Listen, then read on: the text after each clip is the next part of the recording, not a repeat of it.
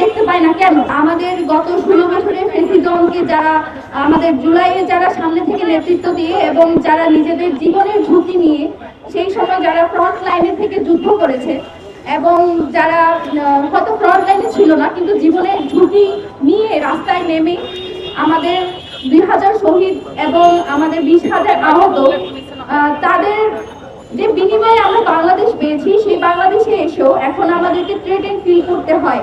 আমরা বিভিন্ন জায়গা থেকে থ্রেট পাচ্ছি, আমাদের অনেক ভাই, আমাদের অনেক বোন থ্রেট পাচ্ছে, সেই সাথে আমাদের 5 জন কিন্তু অলরেডি শহীদ হয়েছে। এখন এই যে বাংলাদেশ, এই বাংলাদেশে 2000 শহীদদের বিনিময়ে যে আমরা বাংলাদেশ পেয়েছি, 24-এ যে নতুন বাংলাদেশ আমরা পেয়েছি, সেই বাংলাদেশে এসেও আমাদেরকে আমরা সেই আমাদের আকাঙ্ক্ষার যে একটা নতুন বাংলাদেশের স্বপ্ন দেখে আমরা রাস্তায় নেমেছিলাম, সেই আকাঙ্ক্ষার বাংলাদেশ আমরা পাইনি। আপনারা দেখবেন সোশ্যাল মিডিয়ায় এখন ঝড়, তোমরা কারা আমরা কারা, তোমরা কারা আমরা কারা বলার চেয়ে যারা এই স্বাধীনতা এনে দিয়েছে, আপনারা যারা রাজনৈতিক দল আছেন, আমার বিএনপি বলেন, জাতীয় নাগরিক কমিটি বলেন, আপনাদের এখন মাঠে থাকার কথা ছিল। জুলাই কিন্তু শেষ হয় নাই। জুলাই যদি শেষ হতো তাহলে আমরা এখন এই যে বাংলাদেশে দাঁড়িয়ে আছি, আমাদের আজকে এখানে দাঁড়াতে হতো না, আমরা জীবনের ঝুঁকি ফিল করতাম না, আমাদেরকে এই জায়গায় এসে কথা বলতে হতো না।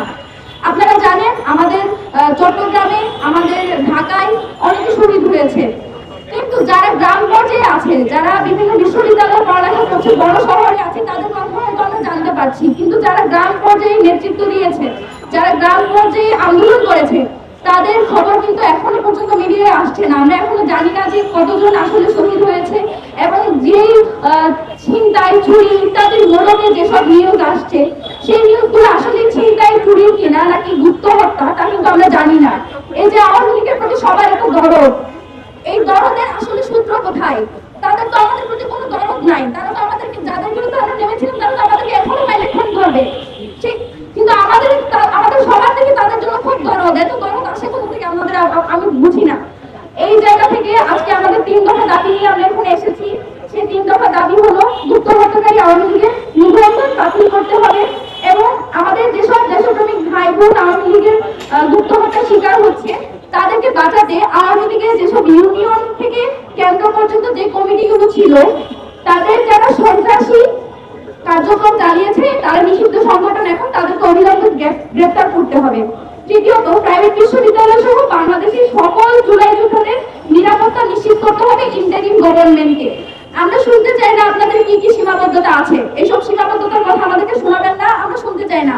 বাংলাদেশের বিচার ব্যবস্থা, বাংলাদেশের আইন শৃঙ্খলা, ল অ্যান্ড অর্ডারকে আপনারা ঠিক করেন, আর যদি ঠিক করতে না পারেন আপনারা বলে দেন, আমরা নিজেরাই তার ব্যবস্থা করে নিব। আপনাদের হাতে আমরা যে দায়িত্ব তুলে দিয়েছি, সেই দায়িত্ব যথাযথভাবে পালন করার চেষ্টা করেন, না হলে দায়িত্ব ছেড়ে দেন।